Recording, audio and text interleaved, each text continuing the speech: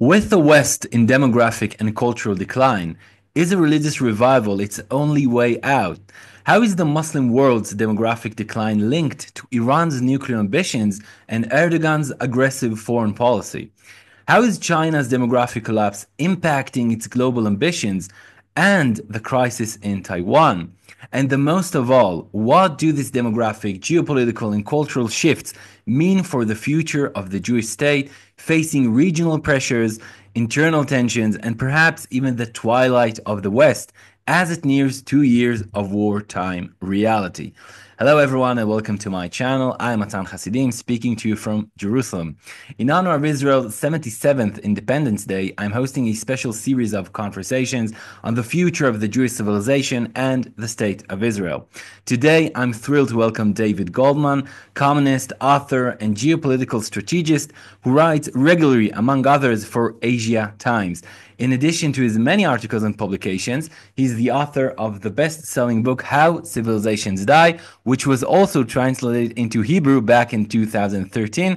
It looks like that, and in Hebrew, it's called Civilizațiot Govot, Madua Europa והאסלאם נעלמים. Welcome, David. Honored, particularly on this wonderful occasion of Israel's Independence Day. So we've got a lot to unpack today, but before we dive into all the big issues we just raised, I want to start with something more personal. You were raised in a liberal, secular Jewish household. You describe yourself as being radical and atheist, like me, once, and over the years you've become an Orthodox Jew, like me, and politically conservative. That's quite a journey. Can you tell us a little bit about this journey? Soloveitchik writes somewhere that HaKadosh Baruch Hu speaks to us not from the infinite, but from the infinitesimal.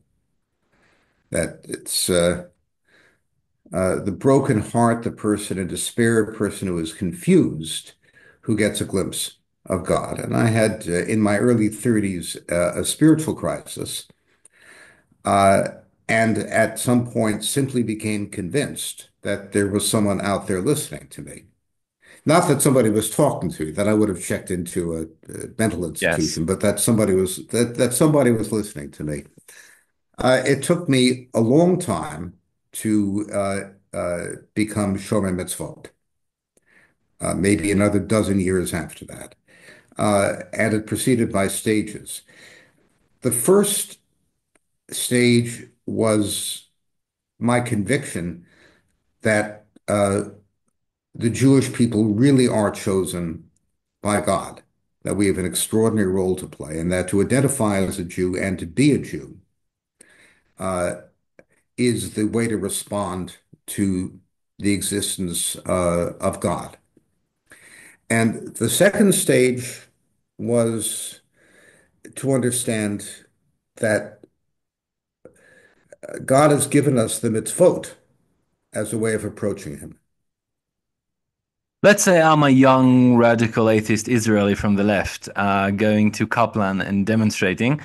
Um, what is your best argument for him that the Jewish people is the chosen people?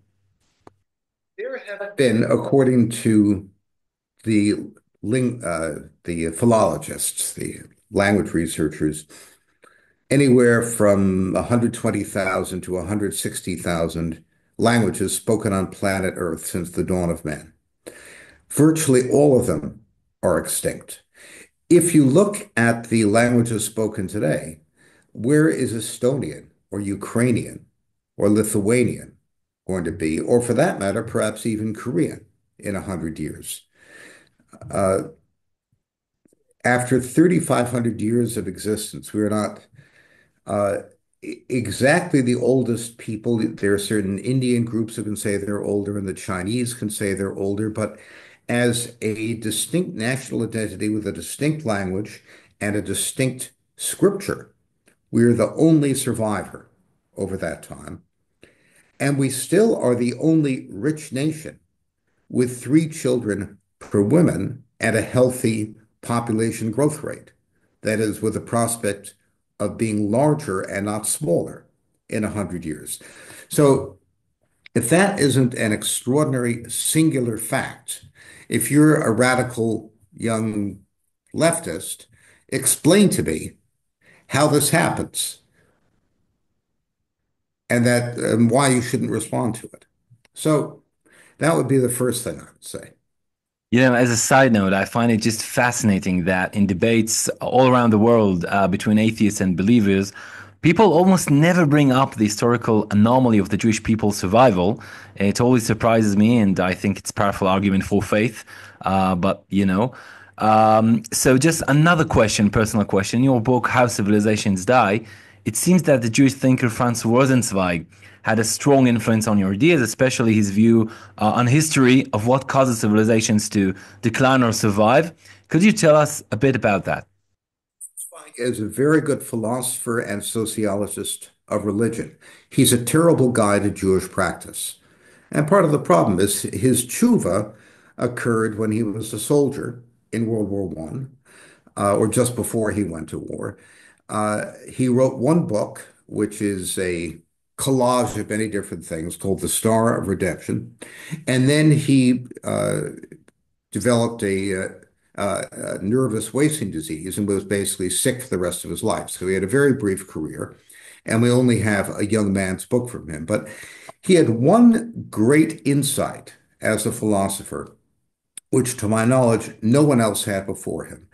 The idea that mortality defines the human condition is not a new idea. Hegel talks about that in the Phenomenology. Heidegger bastardizes Hegel and turns humanity's being into being unto death.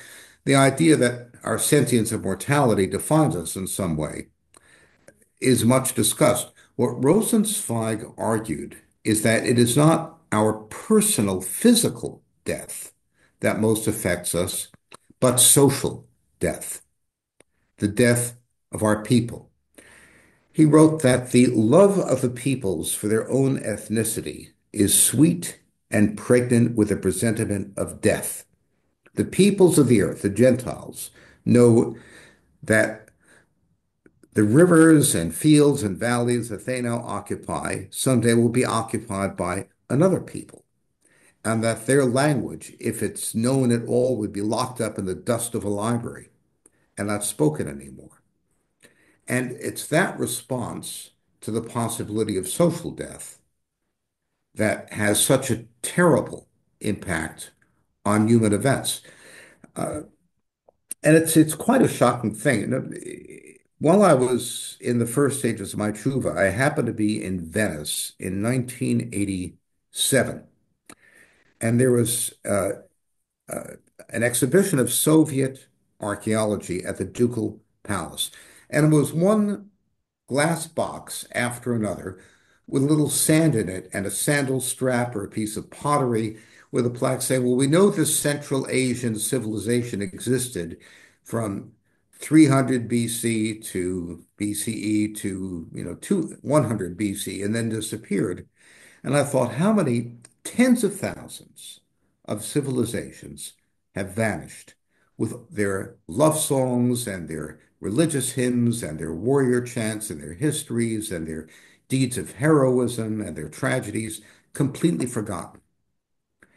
And I believe that the despair of peoples who realize that their national viability is long past can be a decisive element in human history. That will get us to the issue of why Hamas is so crazy and why the Iranians are so dangerous. So Rosenzweig's understanding of the fear of social death illuminated for me one great mystery of human history. Why do people do so many crazy things? So much of human activity, particularly in war, defies rational calculation. It goes against apparent self-interest. Why do people violate their own self-interest? Why are they irrational? And that's because a nation that has no future has no self-interest and cannot frame rational self-interest. That's what I learned from Rosenzweig. Rosenzweig is, as I said, has great insights as a cultural historian and philosopher. I wouldn't refer to anyone to him as a teacher of Yiddishkeit, of Judaism, Okay. because Hmm. The great lacuna in Rosenzweig's thinking is the centrality of mitzvot. This I learned from Soloveitchik. Right. So we're going to talk a little bit about Soloveitchik maybe at the end. So let's shift from Rosenzweig to the global picture and what it means for Israel. But first, about the state of the West. So you wrote fascinatingly that Israel and the United States share a theological core that sets them apart from Europe. Does that alliance still hold today, culturally and geopolitically, especially given the growing influence of woke elites in the United States and the rise of voices on American right, like Tucker Carlson, that don't exactly signal strong support for Israel? Well, the United States is a study in contradiction, as in fact, so are we, but that's a different question. The United States has two characters. One is the constitutional checks and balance, Madisonian contest of interests, uh, which you might call the plumbing of America. The other is the spiritual character of America, which is more embodied in the Declaration of Independence. That's the idea of a new city on the hill, a new mission in the wilderness. Um, The New Jerusalem, and right? these, Like we want to build the New Jerusalem. that's right. But at our best, we understand perfectly well that we Americans are not Israel. And this idea of a new Jerusalem is not something that we can realize on earth. It's a point of perspective at infinity, lighting up in the distance as a point of orientation, something we can never quite get to. And there's a lot to say about how American culture, particularly popular culture, reflects that. But these two elements of America never quite mesh. Uh, there are two elements of our character that, well, we flip back and forth between them.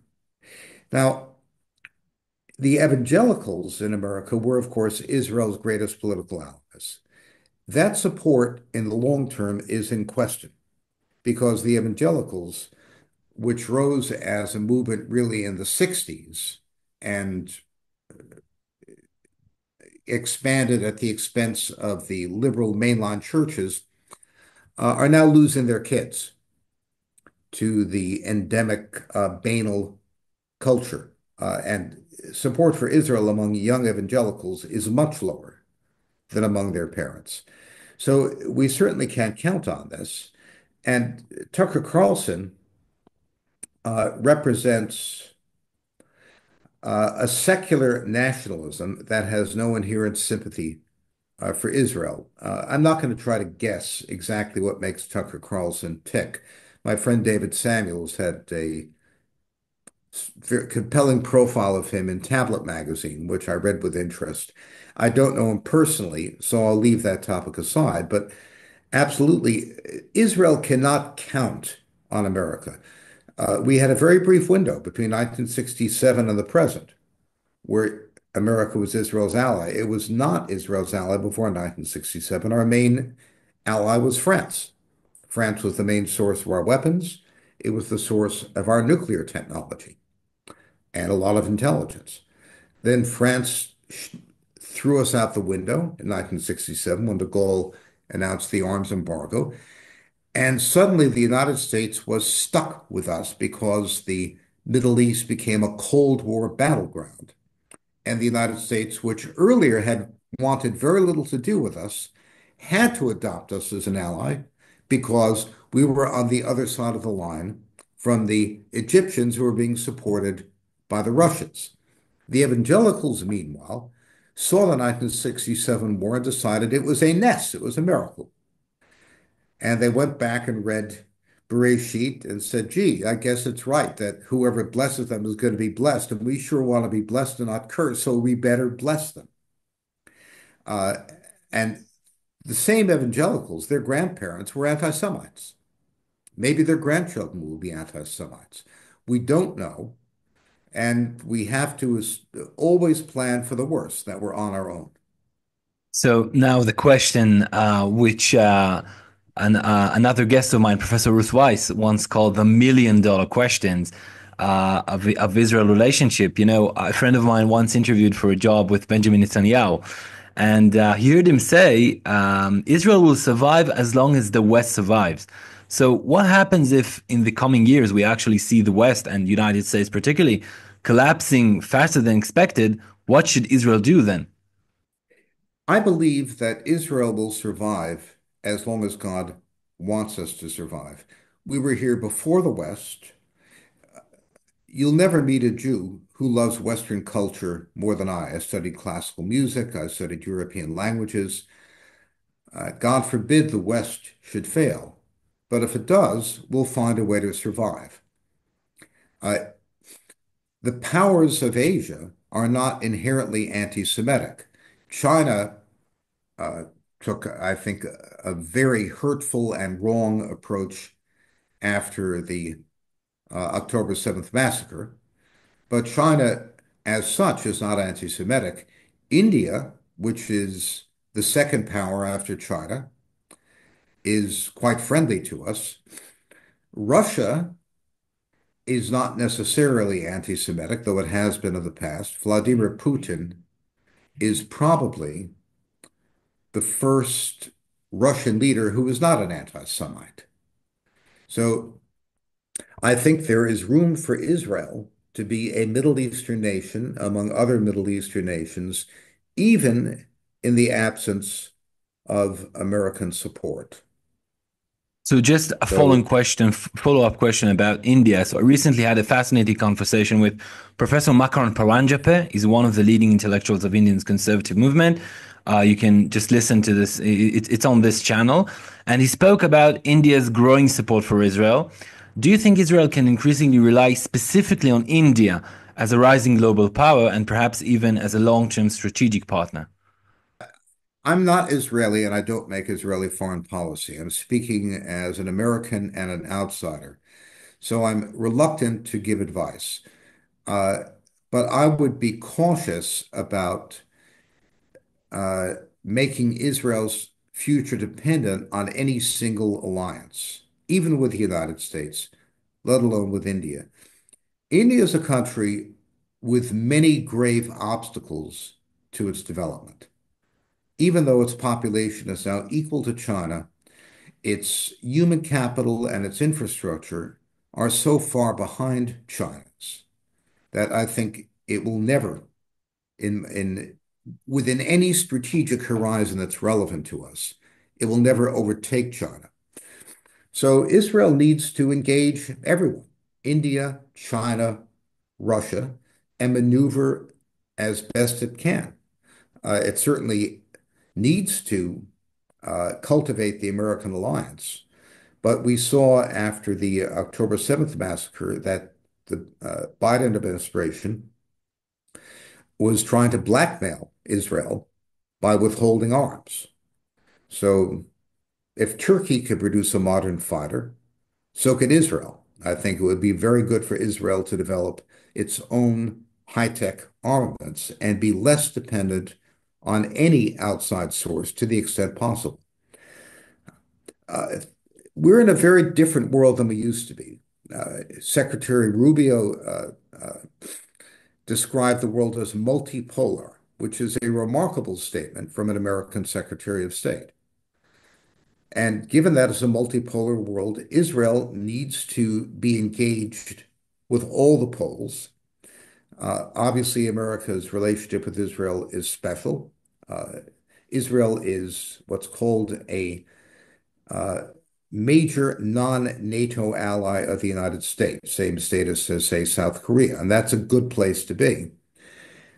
But Israel should not be dependent on any single alliance. Okay, so just about the state of the West.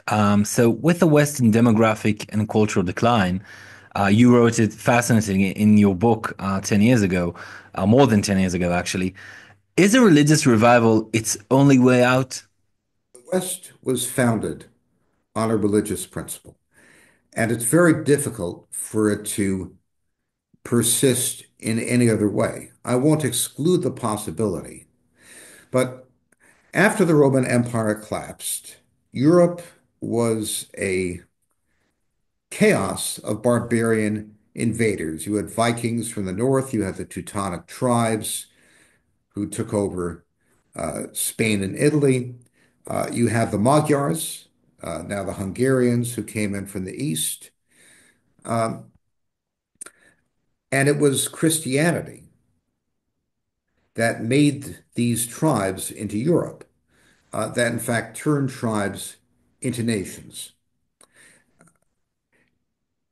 The great fault line in Europe, and this is a point Rosenzweig makes, is that the Europeans could never decide if they were Jesus or Siegfried.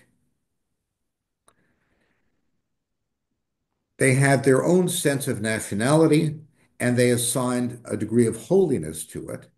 And in the worst case, that becomes my nation, because it's chosen by God, has the right to crush and destroy other nations. And finally, in the 20th century, we get a satanic parody of national election, which is Hitler's master race.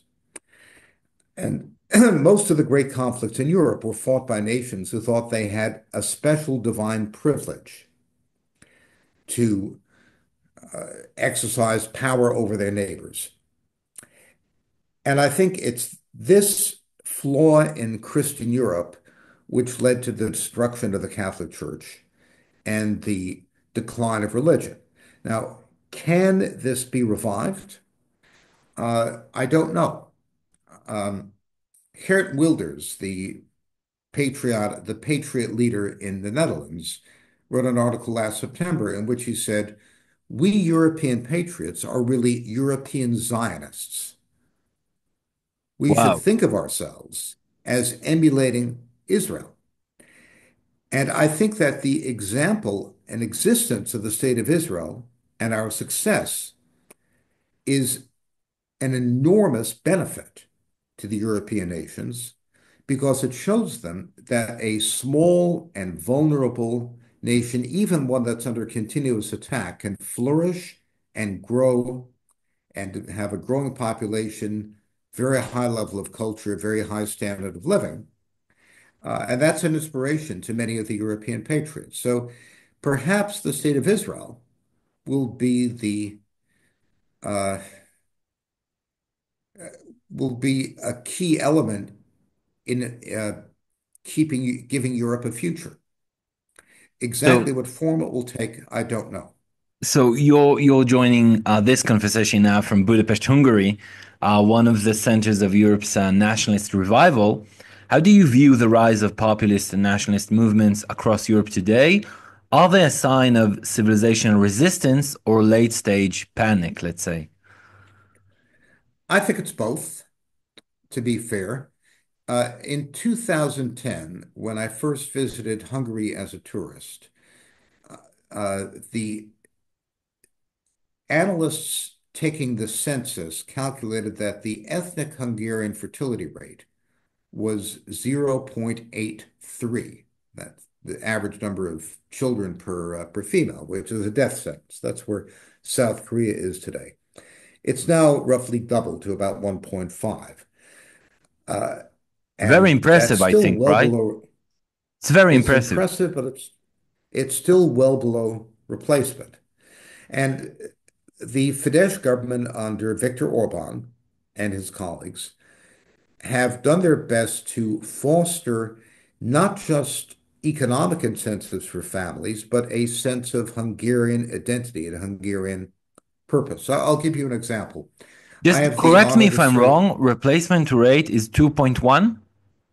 correct. Okay, So they're not there yet. They've been going in the right direction, but they're still very challenged. right. I have the honor to serve on the advisory board to the Hungarian Research Network. That's the umbrella group for scientific research and other academic research in Hungary. Uh, they dedicated a new building. They had a Hanukkah Habayit ceremony, so to speak.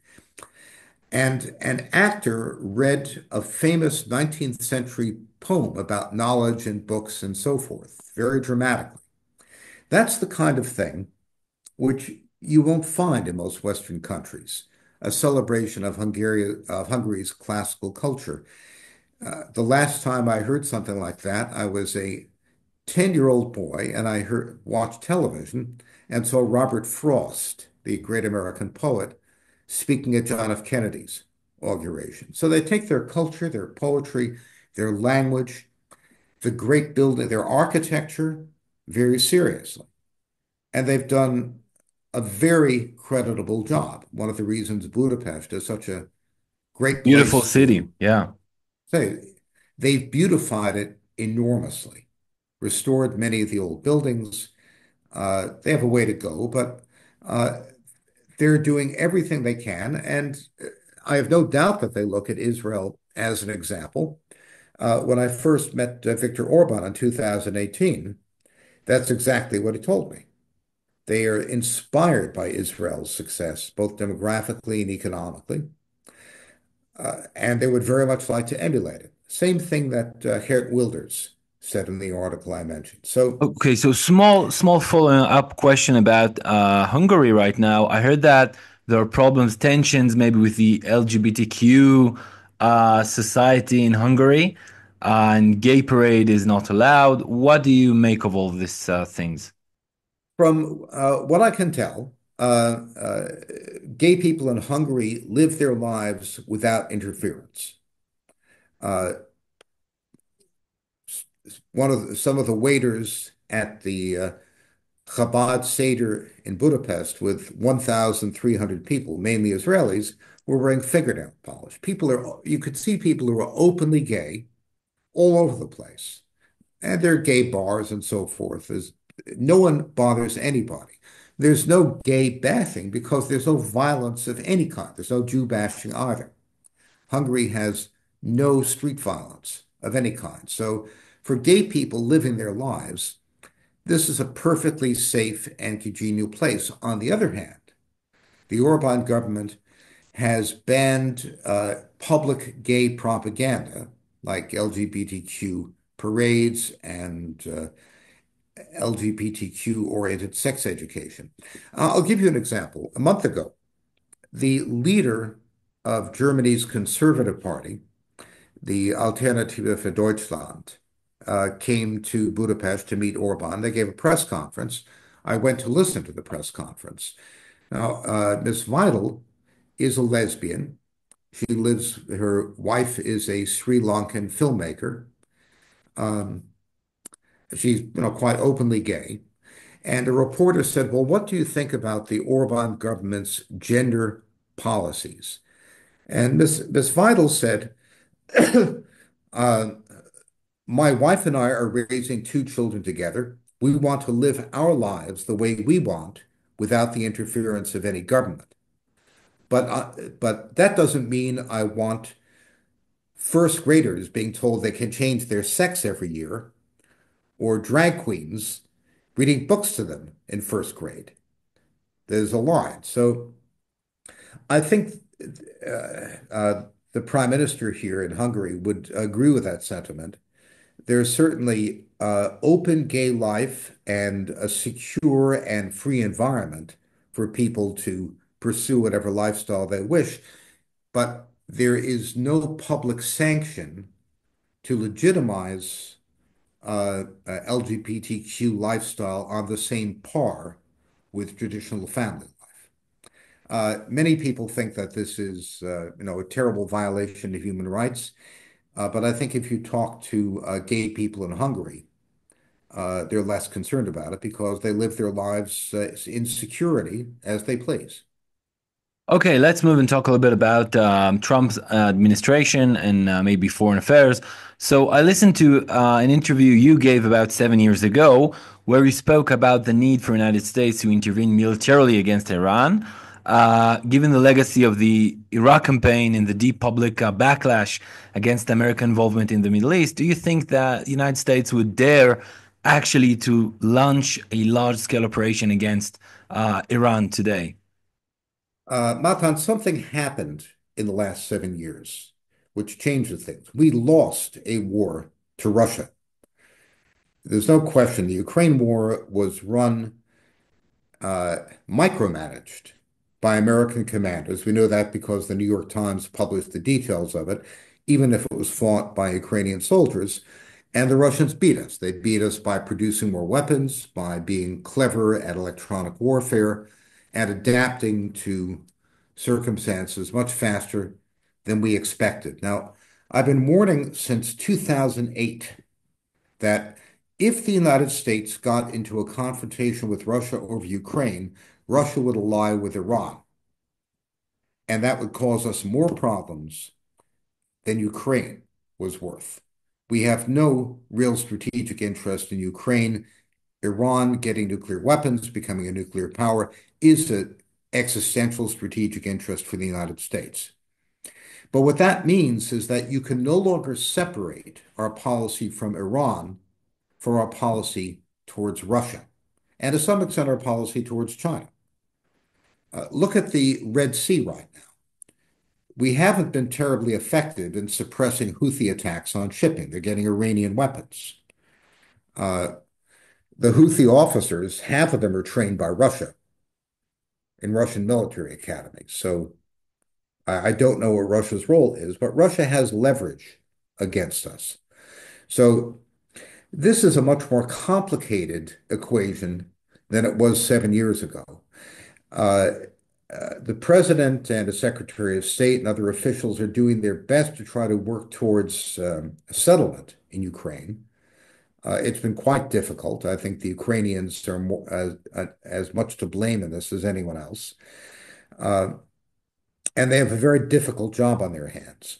So I'm not going to second guess what they're doing at this point. I think that in general, I completely agree with the president and his advisors' stance towards the Ukraine war. Uh, it's simply Iran cannot be separated from it, and it's complicated. So I don't really know enough about it from the outside to say anything more of use. So, on a related note, you've often criticized the new conservatives, yet you've also described yourself as someone who supports a strong and assertive American foreign policy, as you just said. So, what sets you apart from the neocons? The neocons for 25 years since I started writing the Spengler column in Asia Times. I started out in the neocon camp.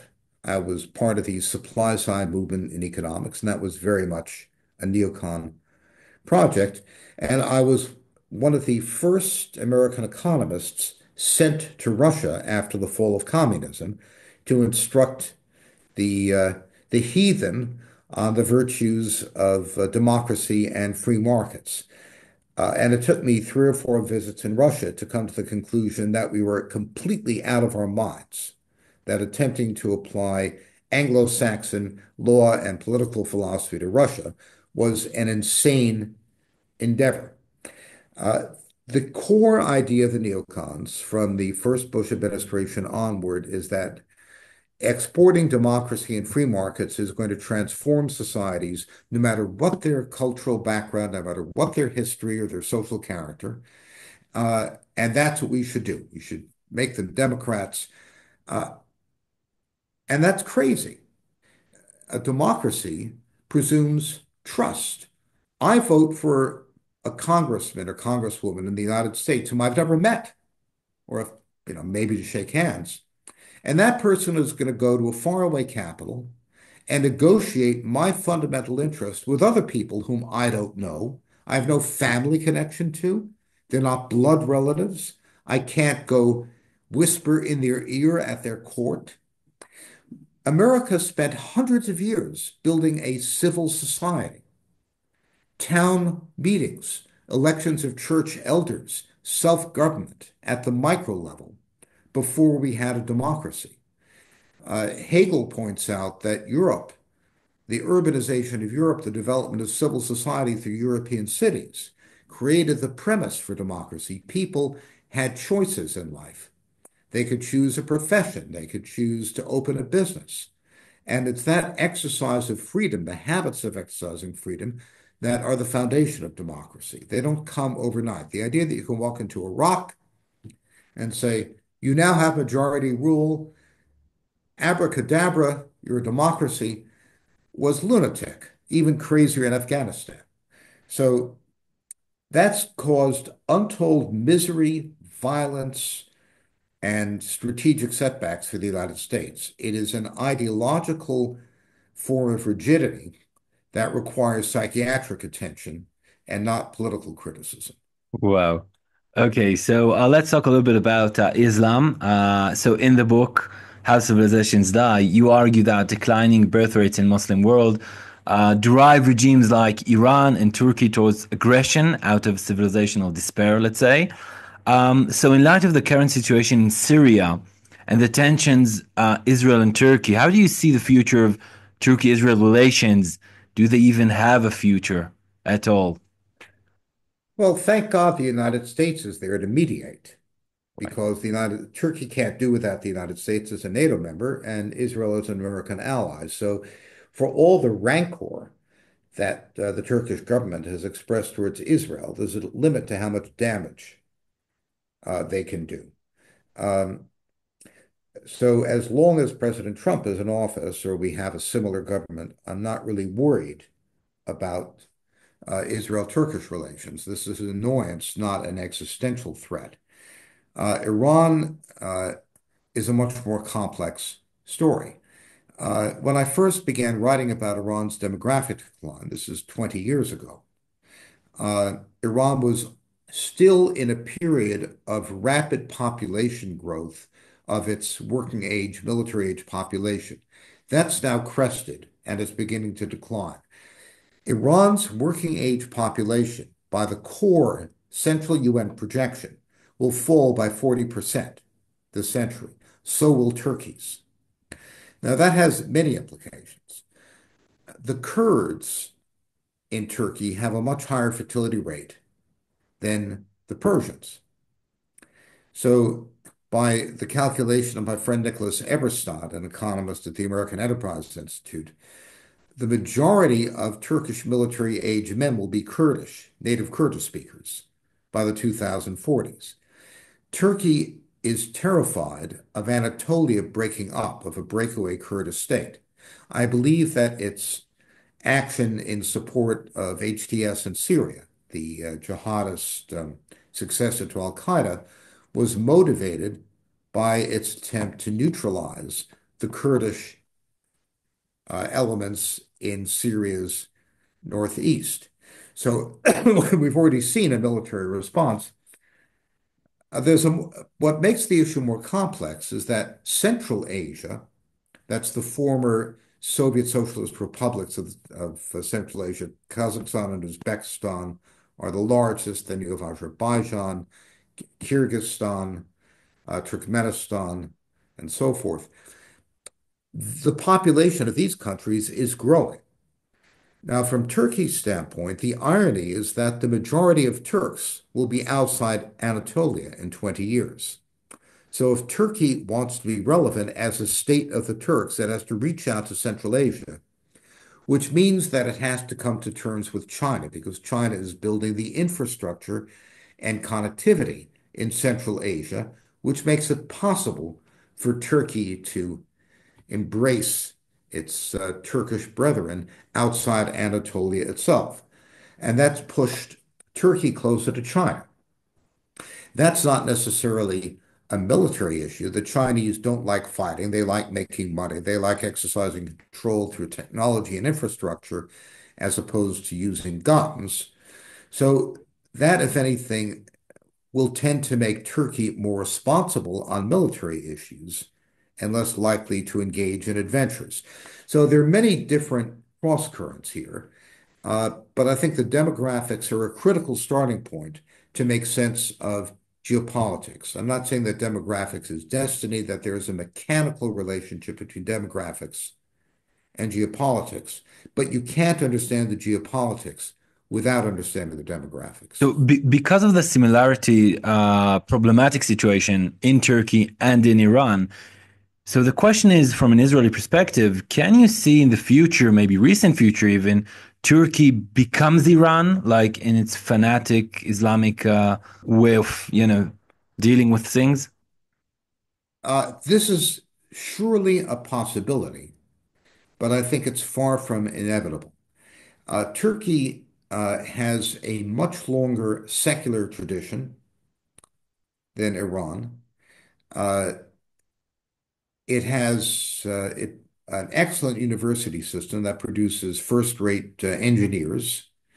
Iran is making plywood drones with with motorcycle motors driving them, while Turkey is making modern fighter jets. They're very different countries. So I think that Turkey, because of its character, is far less likely to go in that kind of fanatical direction than Iran. And it's possible that Turkey will be a counterweight to Iran as it has been historically. So I would not write off Turkey. As I said, the fact that the American administration has close relations with both Israel and Turkey is a critical buffer for the time being.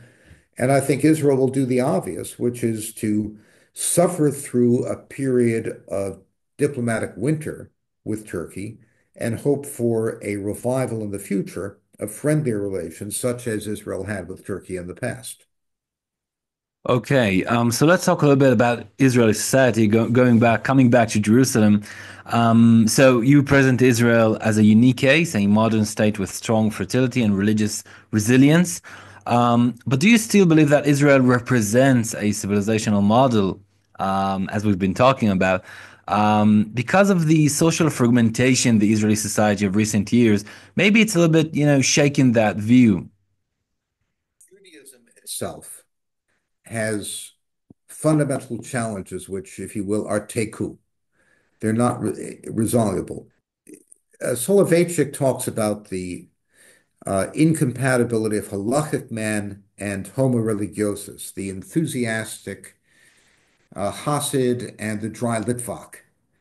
And these are not reconcilable. They're two modes of being Jewish.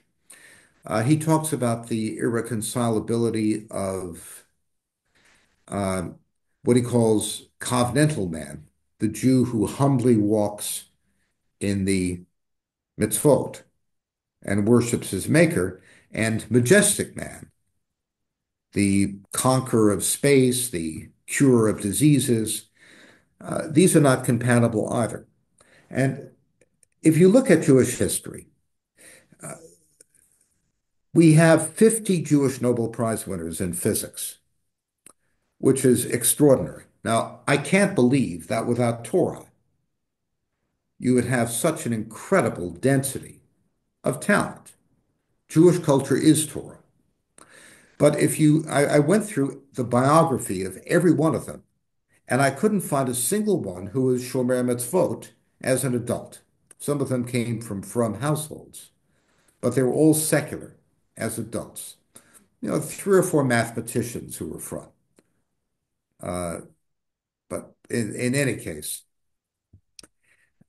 we've done very badly as a people at reconciling our engagement with the secular world and our religious character. And the secular religious opposition in Israel is yet another example of our failure to find ways to allow these two moments of Jewish character to be compatible, not united, not in agreement, but at least to coexist. We hate each other. And this is a terrible and dangerous thing. I think I wrote in the magazine Hakira, I wrote an article last year called Halachic Man in Gaza. And I said, it is up to us, the religious community, to explain to the secular why their science would not be what it is without Torah. Now, there is some progress. For example, you take Chabad. I'm no Chabadnik. I'm no Hasid of any kind. I respect Chabad. I daven at a Chabad shul in Budapest. A book was just published by a Chabadnik named Eli Rubin by an academic press, 800 pages, about Kabbalah and physics, with extensive source material from several of the Lubavitcher Rebbe's of the past. Now, I don't agree with everything that Professor Rubin says, uh, and I'm not. I would put many things in a different way. I learned this from Soloveitchik. It was a somewhat different approach, but the fact that uh, one of the most vibrant Jewish movements chose to publish a major treatise on Kabbalah and science. This is progress. This is a step towards the kind of dialogue we need to have. Let, I don't think we're ever going to get secular and religious to like each other. We don't have to. They both have, but to get them to understand that without Torah, there will be no Jewish people, and without science, Israel can't defend itself or feed itself. That were both necessary. That far we could get. You So once I'm made hopeful. a, fascinating comment that about the idea of the tzimtzum from the Kabbalah, the divine self-limitation of God that played a role in shaping Western thought, maybe and science even, maybe the Hegelian thought. Could you explain a little bit about that? Uh, Rav Soloveitchik gave lectures on this at Yeshiva University in the 1940s and 1950s, and one of his students, a retired rabbi in his 90s, made available his detailed lecture notes. So we now have them. They've been published partly in Hakira, partly in Tradition magazine from Yeshiva University. And what Soloveitchik shows is that a great deal of Western philosophy, if it doesn't derive from Kabbalah, it certainly runs in parallel to it. And there's also some very fine work on this by Gershom Scholem. I know that Gershom Scholem is not a hero in the From world, but nonetheless, as a scholar, he produced some really superb material. And the great change in the scientific revolution is the idea that man can engage and manipulate and calculate with the infinite. The Greeks knew about the infinite, but they said it was basically incomprehensible, off by itself. That belongs to God, not to us, and we can't deal with it. Starting in the 15th century, mathematicians, astronomers, musicians, painters began using the infinite. Uh, and the world changed completely. If you look at painting, for example, all modern representational painting uses perspective, reproduces the way we perceive objects in space. If you go to medieval painting before it, the objects float around by themselves, they're not connected. But in perspective, the objects are ordered by our perception of depth in space, and the point at which orders them is the point of perspective at infinity, the so-called vanishing point. The idea that you can engage with and use infinity redefined modern painting. It also redefined modern music. I've written something about this for the professional literature in music theory, and of course the calculus, which is the foundation of all modern mathematical physics, of understanding the steam engine, cannonballs, and virtually everything about nature. The calculus is based on the idea that man can engage the infinite. Now, is this influenced by Kabbalah? The historians will say certainly. Leibniz, the co-inventor of the calculus, was a student of Kabbalah. There are books on this. Hegel, who was an important contributor to the philosophy of mathematics, knew Kabbalah. He read Herrera's book, La Puerta del Cielo. Herrera was a second generation student after the Arizal in Spain. So absolutely, there's cross-fertilization. This is still very new territory for academics. There's a great deal to be learned about it. The work of people like Gershom Scholem is useful, but it's really only a starting point. But absolutely, there is a confluence, a Jewish influence on Western scientific thinking, which comes from this idea of tzimtzum. So if I could add to this, Matan, what is the Jewish idea? The Jewish idea is that Hakadosh Baruch Hu contracts his divinity. He sacrifices himself to make himself available to us. The Shekhinah can be concentrated in the Dalet Amot of the Kadosh Kadoshim, but we have to meet him halfway. It's not just that he does that, like the Christians say, "Oh, God sacrificed himself, and we have, Jesus, and we're all saved." No. Soloveitchik says in his commentary on Parshat Teruma that there's a unique halacha about giving to the Mishkan. Everyone has to give what is belibi in his heart. That's the only halacha about giving, where it's voluntary, where it's a matter of how you feel about it. Tzedakah, you give because you have to. The half shekel you give because you have to. But the contributions of the Mishkan are from the heart. Why? Because for us to meet God halfway, to engage his infinity, we have to want it. That's the Jewish idea. The Jewish idea in science is that man acts on nature, engages the infinite. Husserl called this intentionality. Hegel called it will. So I think there is an enormous Jewish influence of the very best in Western civilization, and maybe some influence the other way too. Who knows? But that Gentile philosophers didn't have an impact on us.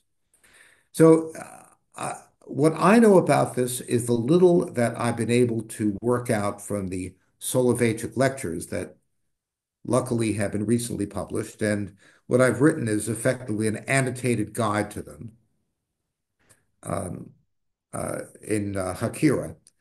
Uh, and I hope there will be a whole generation of doctoral candidates who will dig into this and inform us better.